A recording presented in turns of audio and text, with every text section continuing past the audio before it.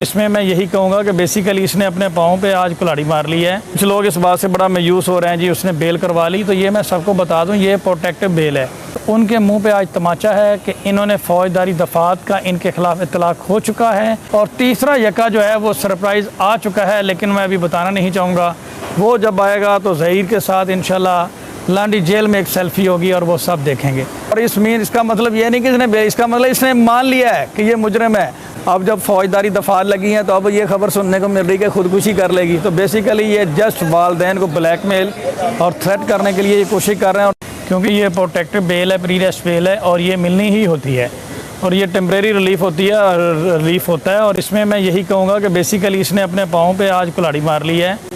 ये इसने इस चीज़ को एडमिट कर लिया है कि फ़ौजदारी दफात जो हैं वो इसके ख़िलाफ़ उनका इतलाक़ हो चुका है और आज इन्होंने प्री अरेस्ट बेल अपनी करवा ली है। और ये एक चीज़ में कुछ लोग इस बात से बड़ा मायूस हो रहे हैं जी उसने बेल करवा ली, तो ये मैं सबको बता दूं ये प्रोटेक्टिव बेल है, हफाजती बेल है और ये असल बेल जो है ये कराची में जाकर इसकी होनी है। और कराची प्री अरेस्ट बेल का मकसद यही होता है, अगर ये कराची नहीं जाता तो ये प्रोटेक्टिव बेल इसकी खारिज कर दी जाएगी। दूसरी बात यह है कि अगर ये प्री अरेस्ट बेल कराची से जाकर नहीं करवाता तो फिर भी इसकी जो है ये बेल खारिज कर दी जाएगी। अगर प्री अरेस्ट बेल करवा लेता है तो वो भी उसके बाद भी इसको पुलिस इन्वेस्टिगेशन में ज्वाइन होकर अपनी बेगुनाही साबित करना होगी और अपनी सफाई में सबूत पेश करने होंगे। तो बेसिकली ये जो कह रहे थे, ये जो फ़िलासफ़र थे लंडे के और ये डिफरेंट लोग जो कह रहे थे कि जनाब 10 साल की लड़की की शादी हो जाती है, 12 साल की हो जाती है, अब तो केस ख़त्म हो गया, तो उनके मुंह पे आज तमाचा है कि इन्होंने फ़ौजदारी दफात का इनके ख़िलाफ़ इतलाक़ हो चुका है और आज इन्होंने उसको एक्सेप्ट कर लिया और इसीलिए ये गिरफ़्तारी से बचने के लिए आज प्री अरेस्ट बेल करवाने आए हैं। और ये सिर्फ 7 दिन की बेल है, इसमें ये 14 जुलाई तक ये बेल है और ये ज़्यादा देर तक इससे सिक्योर नहीं रह सकेंगे और ये कंडीशनल बेल है। और इसमें मैं अहम चीज़ आपको बताऊँ कि जो निकाह नामे का विटनेस था, जाली निकाह नामे का, असगर और कारी गुलाम मुस्तफ़ा जिसने ये निकाह नामा जिसके ऊपर एलिगेशन था पढ़ाया था, वो 2 मंथ से जेल में है कराची में। आज उनकी बेल डिस्ट्रिक्ट एंड सेशन जज ईस्ट कराची ने सुनी थी और वो उन्होंने खारिज कर दी है मेरिट के ऊपर। और जबकि एक अबैटर सहूलतकार की बेल जब नहीं ली अदालत में तो मेन मुल्ज़म की बेल कैसे कन्फर्म हो सकती है। ये एक टेम्परेरी रिलीफ़ है जो ईद वगैरह की वजह से और दीगर जो है वो टेम्परेरी रिलीफ़ अपनी बेगुनाही साबित करने के लिए हर इंसान को दिया जाता है, लेकिन ये कंडीशनल बेल है, इसमें ये कभी भी इसकी बेल कन्फर्म नहीं होगी और इंशाल्लाह आखिरकार ये जेल में ही जाएगा। और ये एक बहुत बड़ी डेवलपमेंट है कि इस केस में मेडिकल क्लियर होने के बाद 14 साल एज डिटर्मन होने के बाद हमारे डॉक्यूमेंट्स को सही माना गया और उसके मुताबिक फ़ौजदारी दफात जो हैं वो लग चुकी हैं और उसका सबूत ये है कि इन्होंने बेल करवा ली। और एक और मैं अहम बात आपको बता दूं कि हमारे पास 4 हक़ के यके थे। एक होता ना हक़ के यके थे मेरिट के। पहला ये कि मेडिकल आया और इनको सरप्राइज़ मिला, दूसरा ये कि कारी गुलाम मुस्तफ़ा और असगर वगैरह की बेलें खारिज हुई और तीसरा यका जो है वो सरप्राइज़ आ चुका है, लेकिन मैं अभी बताना नहीं चाहूँगा। वो जब आएगा तो ज़हीर के साथ इंशाल्लाह लांडी जेल में एक सेल्फी होगी और वो सब देखेंगे। और चौथा यका जो है वो जब आएगा तो इनके होश उड़ जाएंगे। तो 2 अभी बाकी हैं, 2 आ चुके हैं, 3 आ चुके हैं, एक मैं अभी बताना नहीं चाह रहा, वो तब बताऊँगा जब सिंध जेल में मुलाकात होगी। जी, जब आपने सफ़र करना हो और अदालती प्रोसीडिंग का सामना करना हो तो इसलिए इंसान को एक राहदारी ज़मानत, हफाजती ज़मानत मिल जाती है कि कराची अदालत में पेश होने से पहले रास्ते में उसको कोई गिरफ़्तार ना करे। तो इस ज़मानत का मकसद सिर्फ एक प्रोटेक्टिव बेल है, कंडीशनल बेल है। ये तब दी जाती है एक बेगुनाह शख्स अगर कोई अपने आप को क्लेम करे। डेफिनेटली यही तो मैं बताना चाह रहा हूँ कि बेल होती तब है जब आपके ऊपर जराइम लग चुके हों। और इसका मतलब ये नहीं कि इसका मतलब इसने मान लिया है कि ये मुजरिम है और उस दफात में इसको बेल करवानी पड़ गई है। और ये बेल सिर्फ कराची जाने के लिए है कि रास्ते में से कोई गिरफ़्तार ना करे। और पहले इन्होंने सारा सिस्टम मैनेज किया हुआ था और यही ज़हीर था जो सेल्फियाँ लेता था और जाता था और अब बेल करवाना चाहिए। ये इस केस में बहुत बड़ी डेवलपमेंट है, क्योंकि ट्रायल कोर्ट ने कहा था अगवा की दफात और चनाक इसमें शामिल करें, जो हम पहले दिन कहते हैं। मेडिकल आने के बाद वो हमारी बात सच हुई और 14 साल बच्ची की डिक्लेयर हुई और वो दफात शामिल हुई और आज इस मुजरिम को बेल करवानी पड़ी। ये जो अदालतों को मजाक समझता था, जो कहता था कि बच्ची कभी पेश नहीं होगी, ये वही था जो कहता था कि जब सिंध हाई कोर्ट के फ़ैसले पे हमें ढूंढ रहे थे तो मैं टीवी पे बैठा देख के हंस रहा था।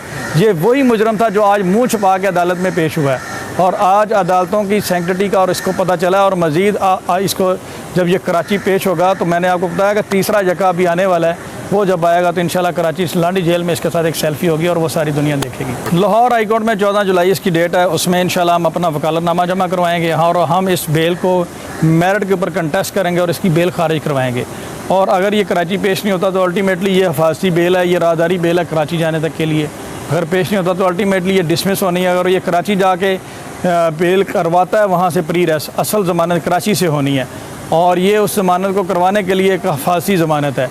अगर यह कराची से जाकर करवाता है तो फिर भी ट्रायल कोर्ट के सामने पेश होना पड़ेगा। तो हम तो यही कहते थे कि ट्रायल कोर्ट तो उधर है, उधर पेश होना चाहिए। तो जो हमें लतीफ़े सुनाए जाते थे कि ये पंजाब में निकाह हुआ है, पंजाब में ट्रायल चलना है, तो ये सारी बातें आज इनके मुंह पे ऊपर बहुत बड़ा तमाचा है और इनका हर बात इनकी झूठ साबित हुई है और हर बात में इनको मुंह पे खानी पड़ी और रिज़ल्ट आपके सामने है। जी देखें, हर इंसान ने अपने तरीके से सोचना। अदालतें जो होती हैं वो कानून के मुताबिक चलती हैं और अदालतों ने डॉक्यूमेंट्स और एविडेंस देखने होते हैं। हमारे एविडेंस उन्होंने देख लिए और महकमा सेहत और वजारत दाखिला और ज़हीर और इस गैंग को 21 जुलाई को पेश होने के लिए पाबंद किया गया और इसमें अदालतों ने तमाम महकमों से जो इसमें रिप्लाई मांगा है, जवाब मांगा है और तफसीली जवाब आने के बाद अदालत जो है इसका कोई फ़ैसला करेगी।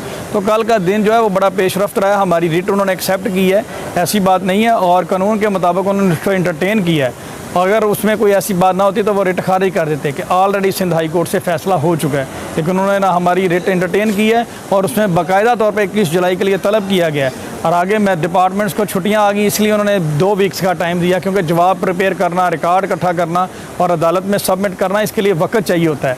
तो ये सारे काम 1 मिनट में नहीं हो जाते, क्योंकि 20-21 जुलाई की डेट इसीलिए दी गई है ताकि उस दिन तमाम पार्टीज़ अपने आप को अदालत में कंफर्म करें कि वो अवेलेबल होंगी। देखें जी, पहले तो ये कहा जा रहा था कि बच्ची जो है वो हनीमून मनाने के लिए बैरून मुल्क जा रही है। अब जब फौजदारी दफात लगी हैं तो अब ये खबर सुनने को मिल रही है कि खुदकुशी कर लेगी। तो बेसिकली ये जस्ट वालदैन को ब्लैकमेल और थ्रेट करने के लिए ये कोशिश कर रहे हैं और ये अपने आप को सेव करने के लिए इस तरह की हरकतें कर रहे हैं, बच्ची को थ्रेट कर रहे हैं। और इसमें मैं आपके चैनल के थ्रू यही मैसेज दूंगा कि अगर बच्ची को कुछ हो जाता है तो वो सारी ज़िम्मेदारी इनकी होगी। बच्ची इस वक्त संगीन किस्म के ख़तरे में है और जो है वो कांस्टेंट डेंजर में है। अगर बच्ची को कुछ हो जाता है तो उसकी जो FIR होगी वो ये यूट्यूबर्स और ये सब के ऊपर होगी और उसके ज़िम्मेदार ये होंगे, क्योंकि बच्ची इनकी इलीगल कस्टडी में इस वक्त। और ये अगवा की दफ़ात तो आपने देखा इनके ऊपर लग गई, अगवा और रेप की, और ये 302 की भी अगर ये ऐसी हरकत करेंगे तो ज़रूर इनके अल्लाह ताला, मैं इसमें करता हूँ कि अल्लाह ऐसा ना करे, लेकिन ऐसा कोई होता है तो उसके ज़िम्मेदार यही होंगे।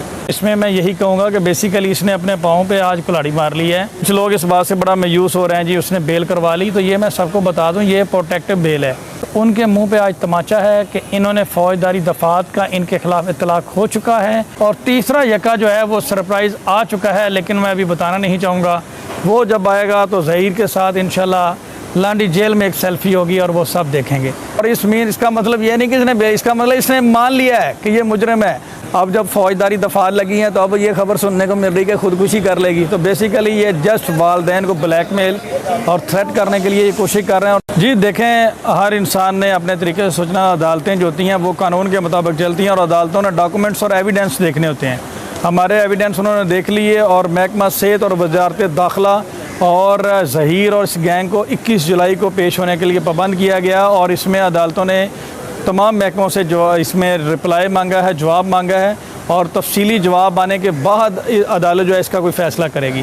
तो कल का दिन जो है वो बड़ा पेशरफ्त रहा है। हमारी रिट उन्होंने एक्सेप्ट की है, ऐसी बात नहीं है और कानून के मुताबिक उन्होंने उसको इंटरटेन किया है। अगर उसमें कोई ऐसी बात ना होती तो वो रिट खारिज कर देते कि ऑलरेडी सिंध हाई कोर्ट से फ़ैसला हो चुका है, लेकिन उन्होंने ना हमारी रिट इंटरटेन की है और उसमें बाकायदा तौर पे 21 जुलाई के लिए तलब किया गया है। और आगे मैं डिपार्टमेंट्स को छुट्टियां आ गई इसलिए उन्होंने 2 वीक्स का टाइम दिया, क्योंकि जवाब प्रिपेयर करना, रिकॉर्ड इकट्ठा करना और अदालत में सबमिट करना, इसके लिए वक्त चाहिए होता है।